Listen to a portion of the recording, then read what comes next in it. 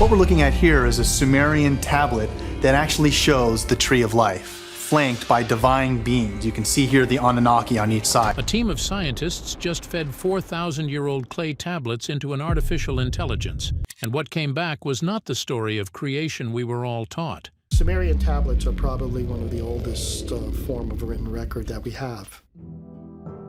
They've been translated, and they tell exciting stories about how gods intermingled with human beings and actually had a hand in the creation of human beings. A single sentence, reconstructed from a fragment no larger than a human palm, changed everything every historian in that room thought they knew.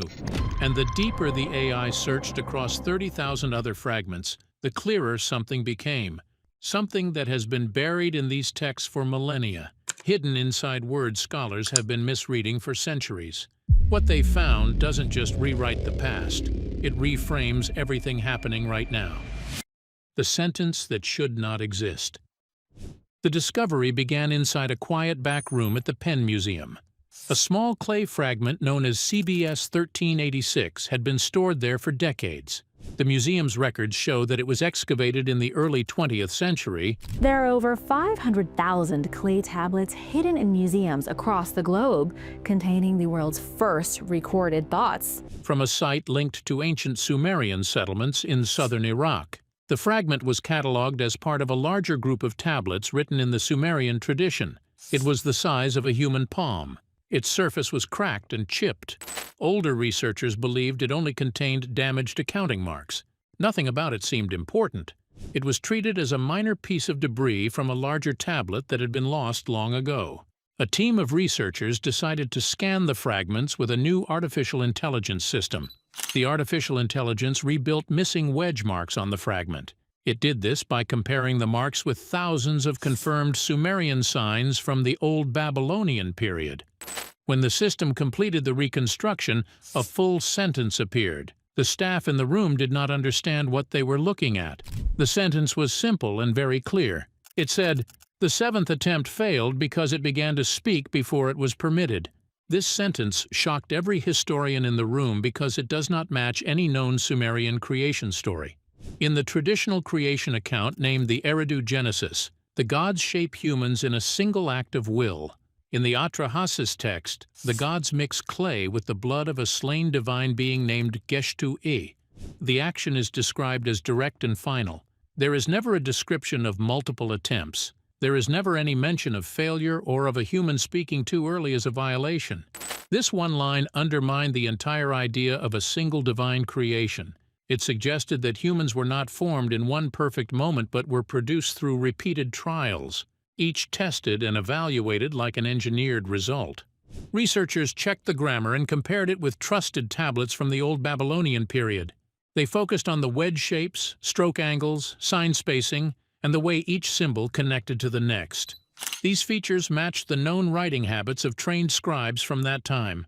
The wedge impressions had the same depth, width, and pressure patterns seen in verified tablets from 1900 to 1700 BCE. The surface of the clay showed the same aging texture as other tablets from that era. The patina had the correct mineral buildup that forms only after many centuries. There were no modern tool marks anywhere on the fragment. The artificial intelligence also analyzed the digital scan for irregularities and found none. Human experts examined the physical tablet and confirmed that the material, markings, and overall condition were consistent with authentic Old Babylonian tablets. Nothing in the fragment suggested forgery or later alteration. The sentence raised a frightening problem. If this line described a seventh attempt, then something must have come before it. But this was where the team ran into problems. The fragment did not mention any earlier attempts. It only showed the result of one failure. This pushed the team into a deeper direction. They needed to find the other failed attempt at creation. Evidence of multiple early human models. After the sentence on that small clay fragment shook the entire room, the team couldn't stop there. They fed over 30,000 tablet fragments into the AI. Today, a revolutionary AI system is doing the impossible, translating cuneiform and revealing more about who was really here before us. Pieces stored in museums across London, Berlin, and private collections that had never been properly examined together. They were looking for patterns, And what the AI found was something no human researcher had ever noticed, not because the clues weren't there, but because no one had ever looked at all 30,000 pieces at the same time. Buried across tablets from different cities and different centuries, the same words kept appearing in the same strange contexts. Words that scholars had seen 1,000 times and casually translated without a second thought. But the AI noticed that these words weren't being used the way normal language works. They were being used the way a factory uses product codes. The first group the AI identified were humans built purely for heavy physical labor, not employed for it, not assigned to it, built for it. These weren't workers who chose a profession or got hired for a job. They were listed in the tablets the same way equipment gets listed in an inventory, as a category of thing, not a type of person, separated from everyone else. No family records, no personal names, no identity beyond their function. Especially because together, they form one of the largest untranslated bodies of text in human history. And the text comes from one of the most important moments in human history. But what confirmed the true horror of what these beings were came from the oldest creation story in Mesopotamia, a text called the Atrahasis. In it, the junior gods had been working for centuries, digging canals, farming land, maintaining the earth, and they had reached their breaking point. They rebelled. They threw down their tools and refused to continue. So the senior gods gathered and made a decision that should stop every person who has ever believed humans were created out of love or divine purpose dead in their tracks. They decided to make something new, something with a strong body and a simple mind, something that would dig, haul, carry, and farm so the gods would never have to again. Humans were not born from wonder or intention. They were manufactured as a labor solution because powerful beings were exhausted and needed the work done. Every creation story you were ever told, every image of a loving God breathing life into something sacred, the Atrahasis destroys all of it in a single decision. And the tablets confirm that this first group of humans existed for exactly that purpose, recorded not as people but as a workforce category the scribes called Lu-Melu. The second group was hiding in plain sight for centuries, misread by every scholar who encountered them. Their name had always been translated as simply meaning the dark-haired people, and historians assumed it was just a general term for the common population, nothing to investigate, nothing alarming, just a label for ordinary citizens. But the AI noticed something that no human researcher had caught. This label appeared almost exclusively in agricultural records, field measurements, harvest outputs, irrigation assignments, always attached to fixed workloads in specific land areas. These weren't citizens being counted. They were units being managed, mapped against land the way a farmer maps livestock against pasture.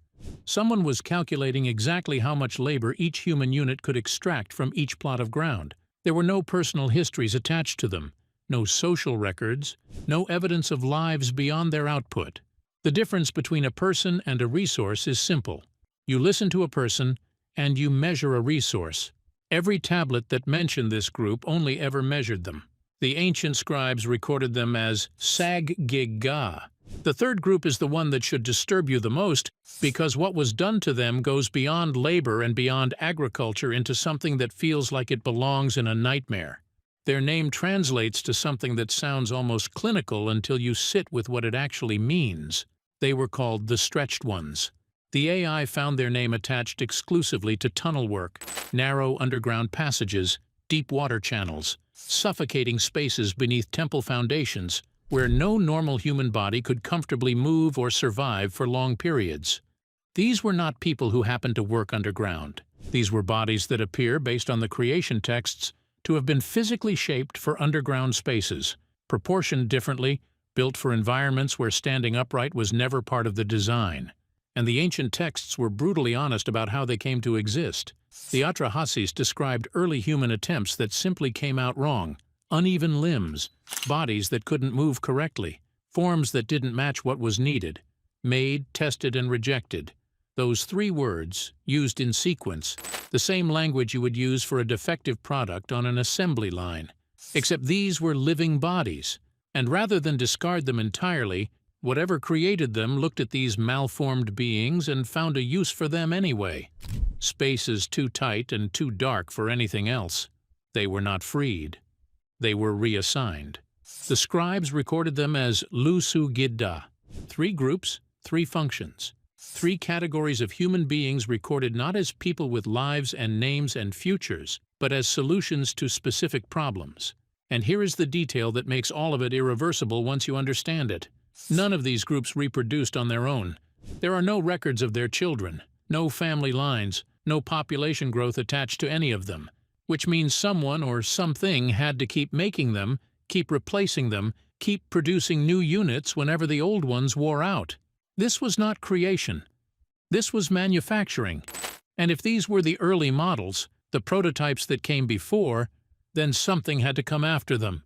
Something that worked differently, something that lasted, something that changed the entire trajectory of what humans would become. The texts pointed to one figure, and only one. His name was Adapa, the first reproducible human. Adapa appears in ancient Akkadian tablets as a human unlike any earlier figure in Mesopotamian writing. His story is preserved in tablets found at Amarna. These tablets describe a creation that does not follow the pattern seen in the early human groups. Adapa is treated as a deliberate and advanced model, not a simple worker. His abilities stand out immediately. The tablets describe him as having wisdom beyond measure and the ability to understand the commands of heaven and earth. No earlier human receives such attributes. Earlier humans dig, haul, and obey. Adapa thinks, interprets, and decides. He was not created in a single divine act. He was produced as an upgrade, the first human designed to function beyond labor. The tablets identify Ea as the creator of Adapa. Ea is the god of wisdom, knowledge, and technical skill. He is responsible for designing the first humans in Mesopotamian tradition. Ea raises Adapa in the city of Eridu and teaches him duties that require advanced thought. Adapa learns ritual practice, record-keeping, and the management of temple affairs. This is important because these duties later become the responsibilities of priests and rulers. Such roles do not appear before Adapa enters the record. The texts show that Adapa is the first human capable of performing administrative work, which marks a major shift in what humans were allowed to do. Another major change occurs with Adapa's ability to reproduce. Earlier human groups described in Atrahasis do not reproduce. Their bodies are shaped again and again by the gods. They are created when needed and replaced when they fail. Adapa differs entirely. The tablets describe him fathering children. His line becomes a stable population that continues without divine intervention. This marks the beginning of humans who can persist independently. This also marks the beginning of humans who can multiply beyond direct divine control. Adapa's story takes a darker turn during an event rarely discussed outside academic settings. One tablet describes how Adapa went out to fish in the Persian Gulf. A strong wind overturned his boat and threw him into the water. The tablets record that Adapa became angry and broke the wing of the south wind. In Mesopotamian belief, winds are divine forces. Damaging one disrupts weather patterns. The south wind stopped blowing for 7 days. This wasn't a minor disturbance. This was a human being reaching up into the divine order and breaking something that was never meant to be touched. And the gods felt it immediately. Because of this, when the Sumerian gods, the Anunnaki, realized the toll it was taking to mine the gold themselves, they decided to fashion a worker being, a slave to mine the gold for them. the sky god Anu summoned Adapa to heaven to answer for the disturbance. Anu is the highest authority in the Mesopotamian pantheon. He governs the sky, judges actions, and enforces the boundaries that separate gods from humans. What happened next had never happened before in the entire history of creation. A human being walked into the throne room of the highest god in existence, not as a servant, not as a supplicant, but as someone who had to be questioned, because what he knew and what he had done had already shaken the heavens. When Adapa entered the heavenly court, Anu immediately sensed something wrong. It wasn't just the broken wind that troubled him. It was Adapa himself, the way he understood where he was, the way he spoke with a clarity that no human being was ever supposed to possess. A human was standing before him with knowledge he shouldn't have. That alone was enough to harden Anu's expression. As the questioning continued, Anu realized that Adapa knew things no human should ever know. He understood sacred procedures. He understood heavenly order. He understood rules that only divine beings were permitted to learn. And with every answer Adapa gave, the room grew colder. Because Anu wasn't just looking at a man who had broken a cosmic law, he was looking at a man who understood exactly which law he had broken and why. And that was far more dangerous than the act itself. The anger that followed was immediate and unmistakable. Anu rose from his throne, and his voice echoed across the hall. "Why did Ea disclose to wretched mankind the ways of heaven and earth?" he thundered. This was not the anger of a god who had been disrespected. This was the panic of a ruler who had just discovered that the boundary separating him from his own creation had already been crossed without his knowledge, while he was sitting on his throne, completely unaware. During the meeting, Anu then ordered that Adapa be offered the bread of life and the water of life. These gifts would grant immortality. But this was not generosity. This was a trap, and one of the most calculated moments in all of ancient literature. Anu's offer was a test. He wanted to see whether Adapa had crossed an even more dangerous line. If a human who already possessed forbidden knowledge also accepted immortality, then Adapa would become a direct threat to divine authority. Anu wanted to confirm how far Ea had gone. Adapa refused both because Ea had warned him before the journey that food and drink in heaven might be deadly. Adapa obeyed Ea and declined the gifts. By refusing them, he lost the only opportunity to gain immortality. And in that single moment of obedience, the fate of every human being who would ever live was sealed. We would think, we would learn, we would build civilizations and reach toward the sky, but we would always die. Not because death was natural, because it was decided in that room on that day by the God who feared what an immortal thinking human being would eventually become. Ea blocked immortality because he wanted Adapa intelligent but controllable. Knowledge allowed Adapa to perform advanced tasks on Earth. Immortality would remove all limits. Anu knew that a human who could think like a god and live like a god would eventually challenge the gods. But the problem had already grown beyond what either of them had anticipated. His fear intensified when Adapa began teaching others. Something happened that Ea himself had not even planned for. Knowledge spread, skills spread, awareness spread. Adapa was no longer a single controlled creation. He had become the source of a growing line of humans who could think for themselves. He had become, without anyone's permission, the first teacher. And once knowledge moves from one mind to another, it cannot be recalled, contained, or erased. Ea had built something that had already escaped the boundaries of what it was designed to be. This was the first time Ea saw the consequences of his own decision. The problem grew worse when Adapa arrived in heaven. His calm responses, his understanding, and his restraint exposed how far the experiment had already developed. Even Anu recognized it instantly. Ea understood that he had created the one thing the gods had always feared, a human who could reach their level if the wrong conditions aligned. Adapa eventually died, as all mortals did, but the danger did not end with him. His children continued to grow in number. They learned the knowledge he passed on. They taught their own children.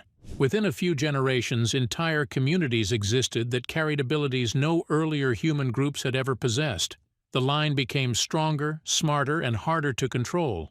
And somewhere in the heavens, the gods watched a population expanding beyond their grip and asked themselves the same question they had asked once before. The last time something they made had grown beyond what they intended. They had an answer for that, too. They had already used it once, and they were not afraid to use it again. The flood reset. The ancient flood story began with a meeting. In the tablets of the Atrahasis, the gods gather because humanity had become difficult to control. Humans had multiplied, learned too much, and begun to act without constant supervision. The order that once existed was breaking down. The tablets recorded the decision in direct, non-symbolic terms. Enlil declared, "Let the womb be closed, let the people be few." Shortly afterward, another line sealed the decision. "I will destroy the seed of mankind." Once the order was set, the operation moved from planning to execution. The text described environmental collapse in exact detail. Waters rose from the deep abyss. Storm fronts rolled in from the horizon. Winds struck the land with force that shattered the reed houses along the rivers. Clay walls dissolved. Cities broke apart. The Atrahasis account recorded that the storm raged without pause. The Epic of Gilgamesh preserved the description of the moment the earth disappeared under the waves. It stated that the land shattered like a pot, and even the gods were afraid of the flood they had released. The destruction unfolded in layers. First came the roaring winds. They toppled fields and tore roofs from buildings. Then came rain described as thick as battle formations. Rain fell so hard that people could not breathe. After that, the underground waters surged upward. Rivers reversed direction. Entire districts vanished in minutes. People tried to climb walls, hills, and temple platforms, but the water rose faster than they could move. Later tablets gave a direct and disturbing account of what happened. The floodwaters hit with so much force that bodies were lifted off the ground and pushed through the currents like debris. Solid farmland turned into deep-moving water in a matter of seconds. Animals trapped in their wooden pens had no chance to escape. The ground under them broke apart, and the pens dropped straight into the flood. Entire herds were swallowed as the earth opened and the water rushed in. During this destruction, only one man received instructions to preserve life.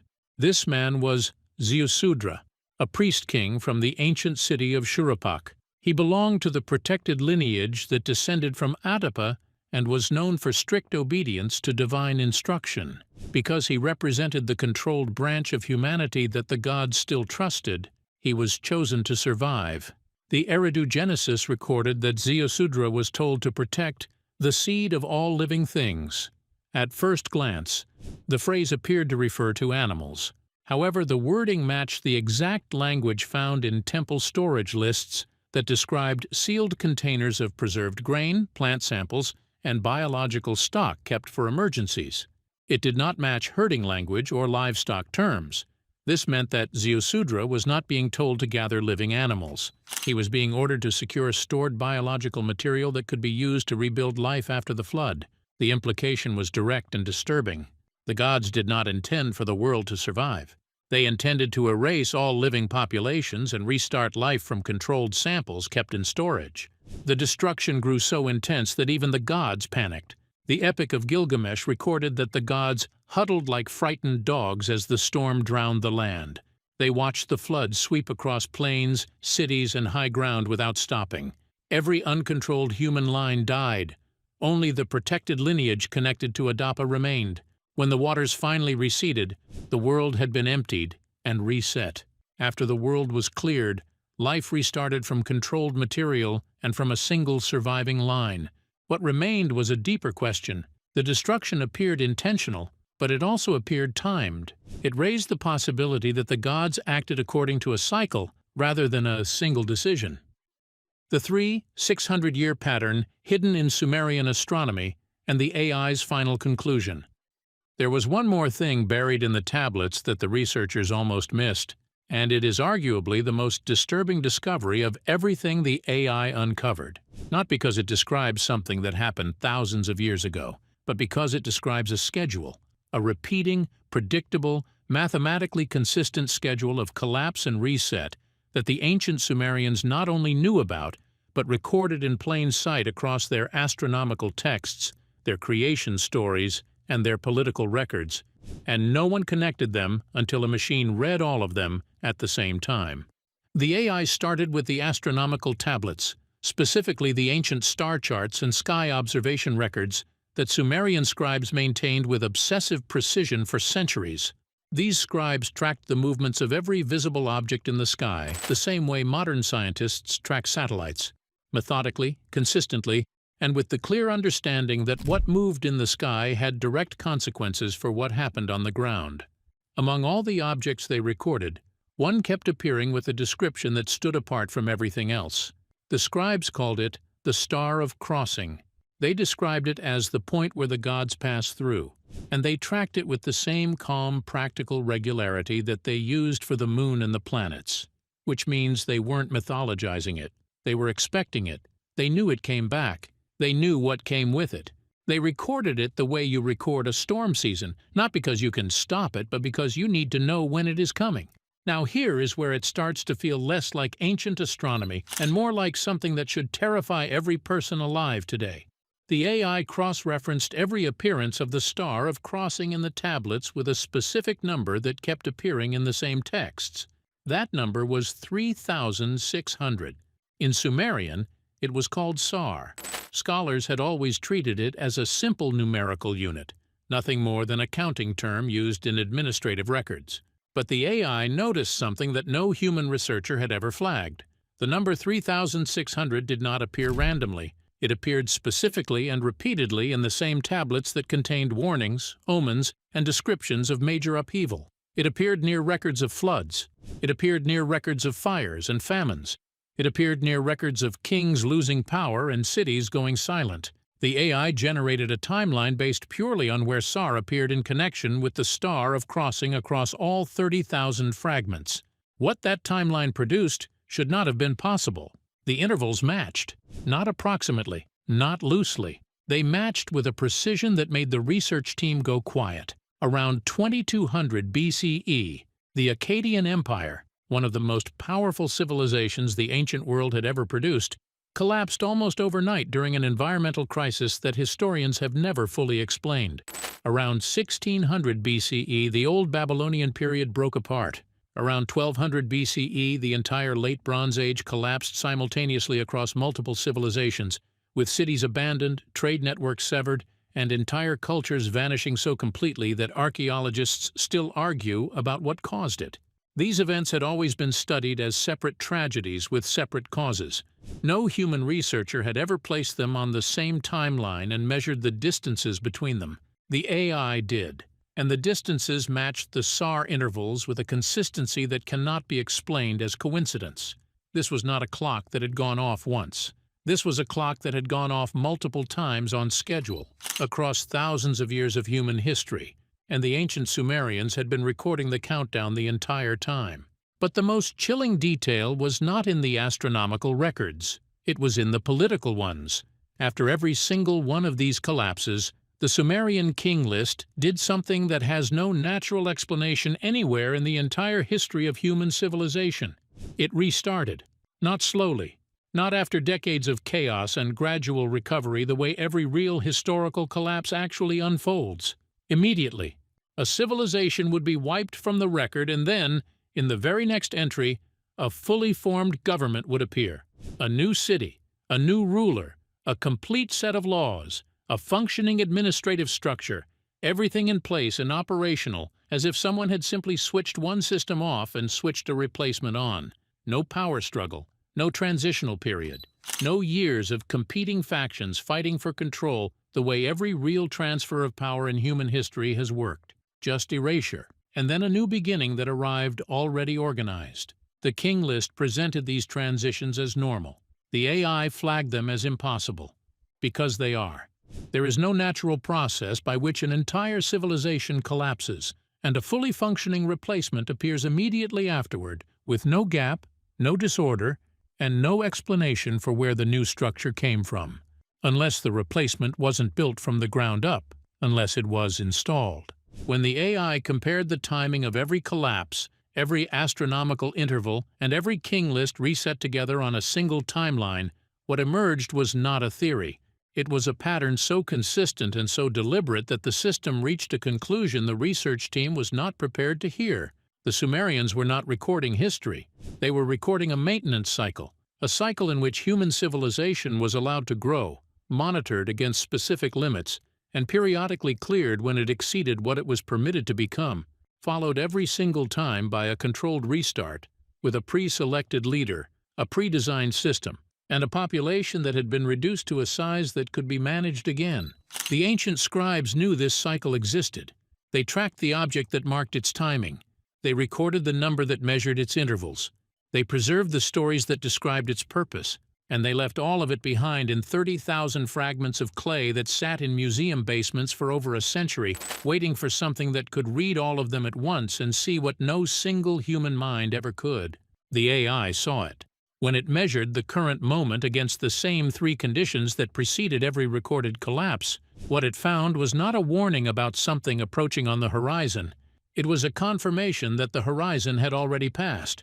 Our population is now larger than at any point in human history. Knowledge spreads to billions of people in seconds, and technology has advanced beyond any boundary the ancient texts ever described.